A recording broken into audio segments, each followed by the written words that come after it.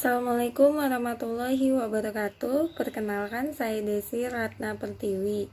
Dalam video kali ini saya ingin menjelaskan tentang desain penelitian, yaitu rangkaian penelitian yang menjelaskan berbagai cara yang digunakan untuk menjawab permasalahan penelitian. Pertama, ada populasi dan sampel. Kedua, jenis data. Ketiga, definisi operasional. Keempat, metode analisis data. Di sini ada definisi operasional, adalah cara mengukur variabel dengan menggunakan berbagai skala, yaitu ada macam-macam skala pengukurannya, ada skala nominal, skala ordinal, skala interval, dan skala rasio. Di sini ada skala interval atau Likert, yaitu skala Likert digunakan untuk mengukur sikap, pendapat, dan persepsi seorang atau sekelompok orang tentang fenomena. Dua, ada dengan skala Likert, variabel dijabarkan sebagai indikator, kemudian indikator dijadikan item-item pertanyaan. Kemudian jawaban setiap item instrumen menjadi gradasi dan sangat positif sampai sangat negatif. Skala Likert, contohnya itu ada alternatif jawaban dalam skala Likert. Yang A, sangat setuju, terus berbanding sangat positif. Yang B, setuju, berbanding sama positif. Yang C, ragu-ragu, berbanding negatif. Yang D, tidak setuju, berbanding sangat negatif. Yang E, sangat tidak setuju. Terus ada selalu, ada sangat baik, sering, baik, kadang-kadang, tidak baik, tidak pernah, sangat tidak baik. Sini ada skala Likert. Yang A, sangat setuju atau selalu atau sangat positif, diberikan skornya itu 5. Terus yang B, setuju, sering, dan positif, diberikan skornya 4. Yang C, ragu-ragu, kadang-kadang, netral, diberikan skornya 3. Yang D, tidak setuju atau hampir tidak pernah, negatif, diberikan skornya 2. Yang E, sangat tidak setuju atau tidak pernah, diberikan skornya 1. Dalam skala Goodman, skala pengukuran dengan 2 jawaban yang tegas, data yang didapat interval atau rasio. Skala Goodman dapat dibuat dalam bentuk pilihan ganda, juga dalam bentuk checklist. Jawaban dibentuk skor tertinggi 1 dan terendah 0. 2, ada skala nominal. Skala pengukuran di mana angka tidak memiliki makna kecuali hanya sebagai pembeda. Contohnya ada hitam sama putih, KAP Big 4 atau KAP non Big 4. Pria dan wanita, departemen akuntansi dan departemen pemasaran. Ini ada macam-macam skalanya. Skala ordinal, skala ini memiliki makna rating, yaitu jawaban pertanyaan bertingkat. Contoh berkaitan dengan juara, 4 jika juara 4, 3 jika juara 3, 2 jika juara 2, dan 1 jika juara 1. Skala pengukuran dan instrumen penelitian, yaitu ada macam-macam skala pengukuran. Skala rasio, data yang dihasilkan berupa data rasio. Skala ini merupakan skala tertinggi dalam skala pengukuran. Contohnya ROA sama dengan laba bersih dibagi aset total. Terus di sini ada populasi, teknik sampling. Populasi dan sampel.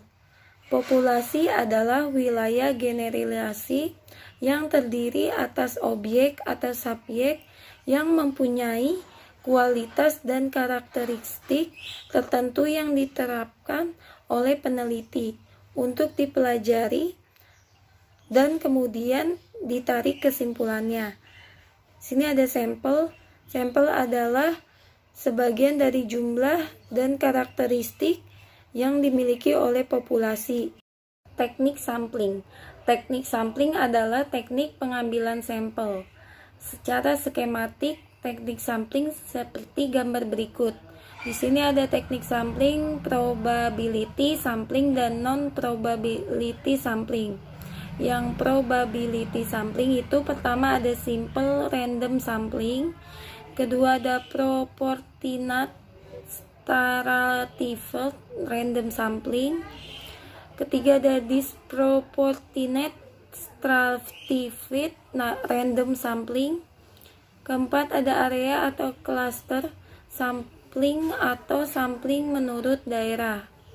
Yang non-probability sampling itu ada pertama sampling sistematis, kedua sampling kouta, ketiga ada sampling aksidental, keempat ada purposis sampling, kelima ada sampling jenuh, keenam ada snowball sampling. Di sini teknik sampling probability sampling adalah teknik sampling yang memberikan peluang yang sama bagi setiap unsur atau anggota populasi untuk dipilih menjadi anggota sampel. Teknik ini meliputi teknik random sampling. Dikatakan simple atau sederhana karena pengambilan sampel anggota populasi dilakukan secara acak tanpa memperhatikan skala yang ada dalam populasi itu. Jadi cara demikian dilakukan bila anggota populasi dianggap homogen. Seperti gambar berikut, populasi dan sampelnya. Yang B, proportionate stratified random sampling. Teknik ini digunakan bila populasi mempunyai anggota atau unsur yang tidak homogen dan bersetara secara profesional. Suatu organisasi yang mempunyai pegawai dari latar belakang pendidikan, maka populasi pegawai itu berstrata. Dilihat dari gambar berikut, populasi dan sampelnya. Yang C ada disproportionate stratified random sampling. Teknik ini digunakan untuk menentukan jumlah sampel bila populasi atau strata tetapi kurang profesional. Misalnya, pegawai dari PT tertentu mempunyai lulusan S3 perbanding 3 orang, S2 perbanding 4 orang, S1 perbanding 90 orang, SMU 800 orang, SMP 700 orang, maka 3 orang lulusan S3 dan 4 orang S2 itu diambil semuanya sebagai sampel karena dua kelompok dikurang terlalu kecil bila dibandingkan dengan kelompok S1, SMU, dan SMP. Di sini D-nya ada cluster sampling atau area sampling. Teknik sampling untuk menentukan sampel bila objek yang akan diteliti atau sumber daya sangat luas. Misalnya penduduk dari suatu negara, provinsi atau kabupaten untuk menentukan penduduk mana yang akan dijadikan sumber data. Pengambilan sampel berdasarkan daerah populasi yang ditetapkan. Di sini terlihat gambarnya teknik cluster random samplingnya.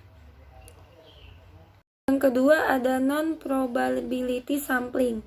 Non-probability sampling adalah teknik yang tidak memberi peluang atau kesempatan sama bagi setiap unsur atau anggota populasi untuk dipilih menjadi sampel. Yang pertama ada sistematis. Sampling sistematis adalah teknik penentuan sampel berdasarkan urutan dari anggota populasi yang telah diberikan nomor urut. Misalnya, anggota populasi yang terdiri dari 100 orang, dari semua anggota itu diberikan nomor urut, yaitu nomor 1 sampai dengan nomor 100. Pengambilan sampel dapat dilakukan dengan nomor ganjil saja, genap saja, atau kelipatan dari bilangan tertentu. Misalnya, kelipatan dari bilangan 5 Untuk ini, maka yang diambil sebagai sampel adalah nomor 5, 10, 15, 20, dan seterusnya sampai 100. Yang B ada sampling quota. Sampling quota adalah teknik untuk menentukan sampel dari populasi yang mempunyai ciri-ciri tertentu sampai jumlah atau kota yang diinginkan. Sebagai contoh, akan memberikan penelitian terhadap pegawai golongan 11 dan penelitian dilakukan secara berkelompok. Setelah jumlah sampel ditentukan 100 dan jumlah anggota peneliti berjumlah 5 orang, maka setiap anggota peneliti dapat memiliki sampel secara bebas sesuai dengan karakteristik yang ditentukan atau golongan 11 sebanyak 20 orang. Yang C, sampel aksidental adalah sampel aksidental teknik penentuan sampel berdasarkan kebetulan, yaitu siapa saja yang secara kebetulan bertemu dengan peneliti dapat digunakan sebagai sampel bila dipandang orang yang kebetulan ditemui itu cocok sebagai sumber data. D. Sampling purposive adalah teknik penentuan sampel dengan pertimbangan tertentu, misalnya akan melakukan penelitian tentang disiplin pegawai. Maka sampel yang dipilih adalah orang yang ahli dalam bidang kepegawaian saja. Yang E ada sampling jenuh, adalah teknik penentuan sampel bila semua anggota populasi digunakan sebagai sampel. Hal ini sering dilakukan bila jumlah populasi relatif kecil, kurang dari 30 orang. Istilah lain sampel jenuh adalah sensus, di mana semua anggota populasi dijadikan sampel.